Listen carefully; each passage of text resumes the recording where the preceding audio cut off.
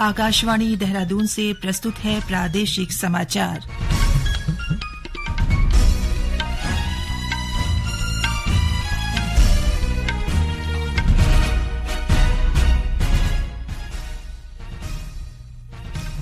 पहले मुख्य समाचार।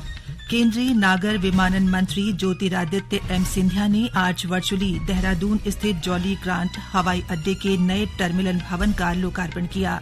प्रधानमंत्री नरेंद्र मोदी आज अबू धाबी में पहले हिंदू मंदिर का उद्घाटन करेंगे।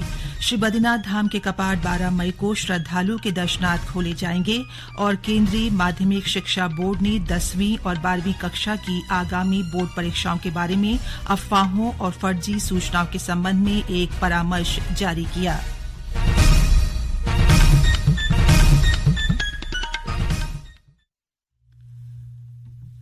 नमस्कार, दोपहर समाचारों के साथ मैं पंकज सनवाल खुलबे। अब समाचार विस्तार से।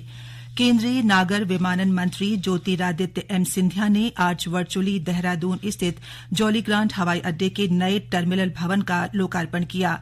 ये नवनिर्मित टर्मिनल भवन 486 करोड़ रुपए की लागत से बनकर तैयार हुआ है।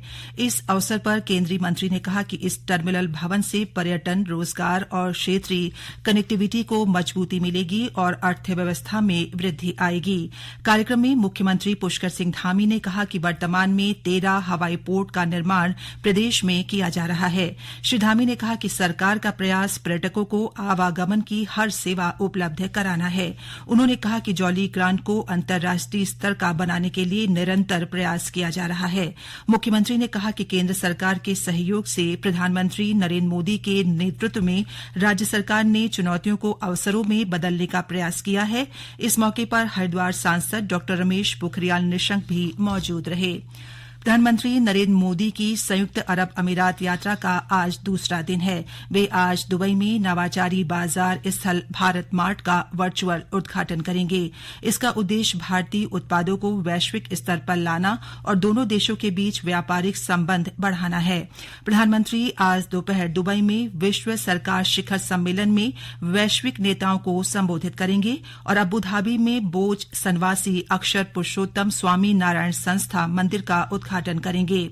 श्री मोदी ने मंदिर निर्माण के निमित्त भूमि आवंटित करने के लिए संयुक्त अरब अमीरात के राष्ट्रपति के अनुग्रह और व्यक्तिगत सहयोग के प्रति आभार व्यक्त किया। ये अबू धाबी में पहला हिंदू मंदिर है।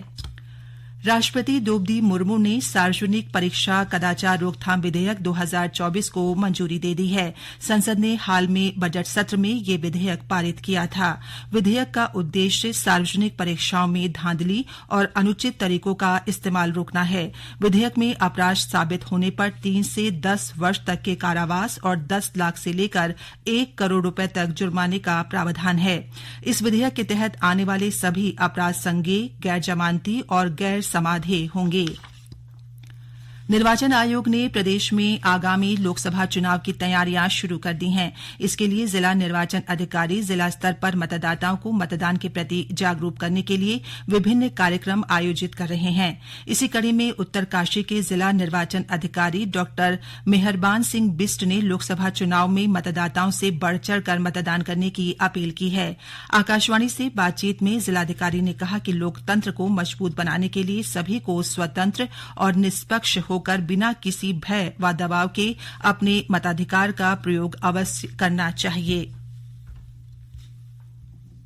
मैं डॉक्टर मेहरबान सिंह बिष्ट, जिलाधिकारी, जिला निर्वाचन अधिकारी उत्तरकाशी, जनपद उत्तरकाशी का सम्मानित मतदाताओं से अनुरोध कर दूं कि लोकसभा सामान्य निर्वाचन 2024 में जनपद और जिला उत्तरकाशी में मतदान प्रतिशत में बढ़ोन का खातिर मतदान का दिन अपनो मताधिकार को प्रयोग जरूर करियान। जो जवानों की उम्र 18 साल पूरी हो गए छी अपनो 9 मतदाता सूची में जरूर दर्ज कर दियान। मैं उत्तरकाशी का वरिष्ठ नागरिक, दिव्यांग व अन्य सभी सम्मानित मतदाताओं से अनुरोध कर दूं कि मतदान का दिन अपनो मताधिकार को प्रयोग जरूर करियान।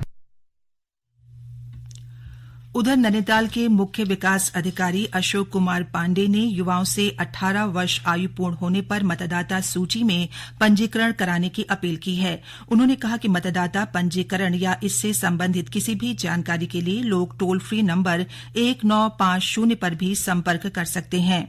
ये समाचार आप आकाशवाणी के देहरादून केंद्र से सुन रहे हैं। आज बसंत पंचमी के शुभ अवसर पर श्री बद्रीनाथ धाम के कपाट खोलने की घोषणा कर दी गई है।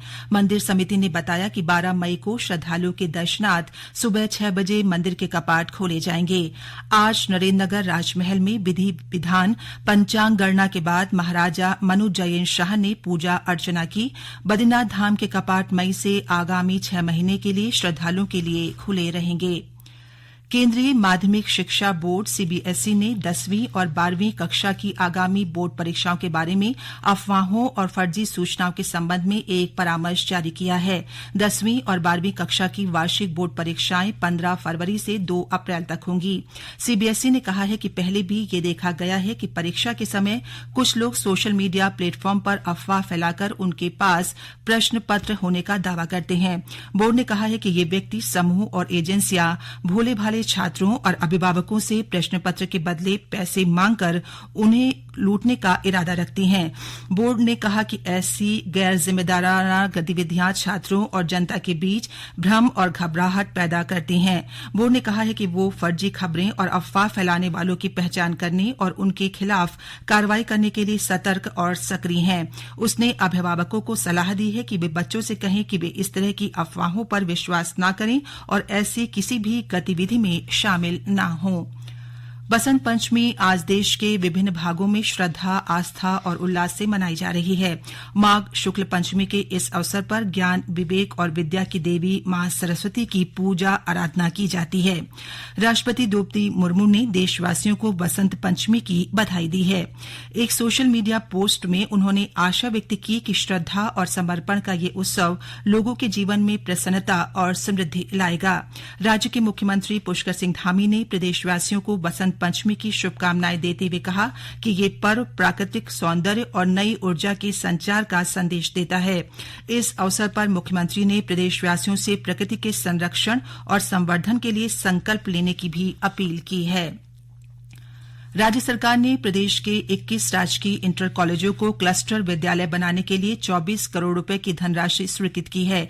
योजना के पहले चरण में रुद्रप्रयाग, उत्तरकाशी, देहरादून, टिहरी और पिथौरागढ़ में क्लस्टर विद्यालय खोले जाएंगे। क्लस्टर विद्यालयों के निर्माण के लिए पहली किस्त के रूप में 14 करोड़ 24 लाख की धनराशि संबंधित विद्यालयों को जारी कर दी गई है। विद्यालय शिक्षा मंत्री डॉ धन सिंह रावत ने बताया कि वर्तमान वित्तीय वर्ष में विभाग द्वारा करीब 100 विद्यालयों को क्लस्टर विद्यालयों के रूप में स्थापित करने का प्रस्ताव शासन को भेजा गया है।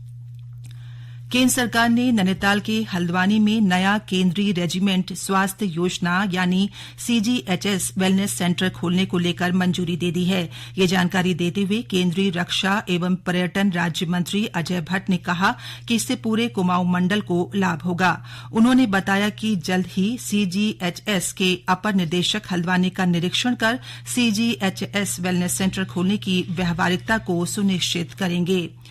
मुख्यमंत्री पुष्कर सिंह धामी के आदेश पर हल्द्वानी के बनभूलपुरा अतिक्रमण स्थल पर पुलिस चौकी खोली गई है।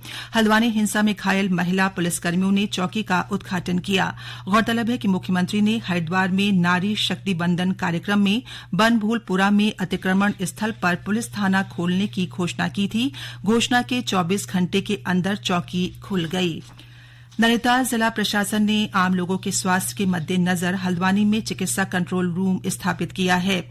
कंट्रोल रूम का लैंडलाइन नंबर 05946298102 है। मुख्य चिकित्सा अधिकारी डॉ श्वेता भंडारी ने बताया कि आम जनता को चिकित्सा सुविधा जल्द उपलब्ध कराने के लिए कंट्रोल रूम स्थापित किया गया है। अंत में मुख्य समाचार एक बार फिर।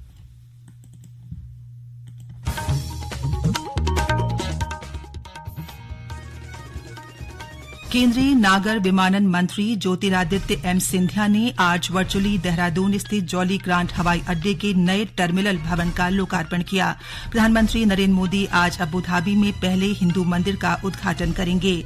श्री बद्रीनाथ धाम के कपाट 12 मई को श्रद्धालुओं के दर्शनार्थ खोले जाएंगे और केंद्रीय माध्यमिक शिक्षा बोर्ड ने 10वीं और 12वीं कक्षा की आगामी बोर्ड परीक्षाओं के बारे में अफवाहों और फर्जी सूचनाओं के संबंध में एक परामर्श जारी किया। इसके साथ ही प्रादेशिक समाचार का ये बुलेटिन समाप्त हुआ। नमस्कार।